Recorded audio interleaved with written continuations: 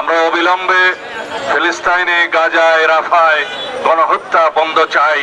সারা পৃথিবীর মানুষ জেগে উঠেছে। গতকালকে সারা পৃথিবীতে মানুষ প্রতিবাদ জানিয়েছে। নো ওয়ার নো স্কুল নামে যে প্রোগ্রাম করেছে সারা পৃথিবীতে, বাংলাদেশেও সেটা পালিত হয়েছে। আমরা সবাই অংশগ্রহণ করেছি।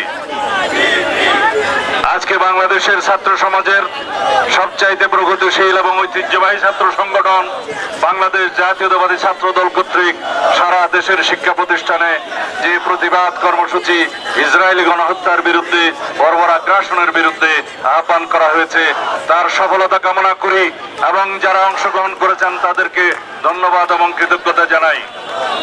আপনারা জানেন, বাংলাদেশের বিগত ফ্যাসিবাদী সরকার আওয়ামী লীগ পরোক্ষভাবে ইসরায়েলকে স্বীকৃতি দিয়েছিল। কিভাবে? তারা বাংলাদেশের পাসপোর্টে ইসরায়েল ব্যতীত সকল রাষ্ট্রে গমনের যে নির্দেশনা ছিল সেখান থেকে ইসরায়েল শব্দটি রিমুভ করে দিয়েছিলেন, প্রত্যাহার করে নিয়েছিলেন। তার মানে দাঁড়ায় তারা ইসরায়েলকে স্বীকৃতি দিয়েছিল, অথচ তারা বাংলাদেশের মুসলমানদের পক্ষে, সারা পৃথিবীর মুসলমানদের পক্ষে মায়া কান্নাও কান্ত।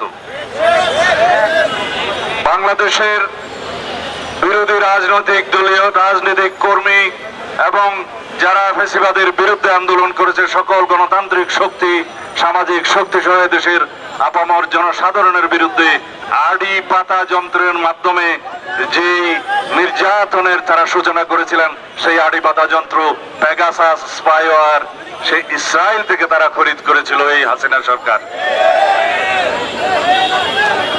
আজকে যেখানে হাসিনা আশ্রয় নিন না কেন, বাংলাদেশের মানুষ সারা জীবন এই আওয়ামী ফ্যাসিবাদী ইসলাম বিদ্বেষী এই আওয়ামী লীগের বিরুদ্ধে এই ধিক্কার জানিয়েই যাবে যে তারা মুসলিম বিদ্বেষী, ইসলাম বিদ্বেষী, আলেম বিদ্বেষী, সারা পৃথিবীতে ইসরায়েল পন্থীদের সমর্থক ছিল।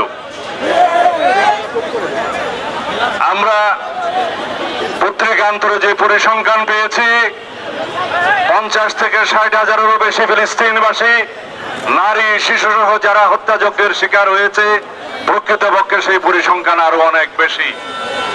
যারা অপুষ্টিতে ভোগে, যে সমস্ত শিশুরা মৃত্যুর মুখোমুখি হচ্ছে, তাদেরকে হত্যাকাণ্ডের শিকার হিসেবে গণ্য করতে হবে।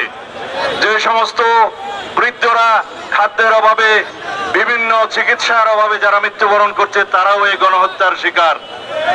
সেই হিসাবে লক্ষ লক্ষ ফিলিস্তিনি ভাই ও বোনেরা এই বর্বর আগ্রাসন এবং গণহত্যার শিকার হয়েছে। সারা পৃথিবীতে আজকে কণ্ঠ উচ্চারিত হচ্ছে ইসরায়েলের বিরুদ্ধে এবং ইঙ্গো মার্কিন ষড়যন্ত্রের বিরুদ্ধে, যে ইসরায়েলিকে যারা মদত দিচ্ছে তাদেরকে সমস্ত মদত বন্ধ করতে হবে এবং ইসরায়েলের সমস্ত পণ্য আমরা বর্জন করব।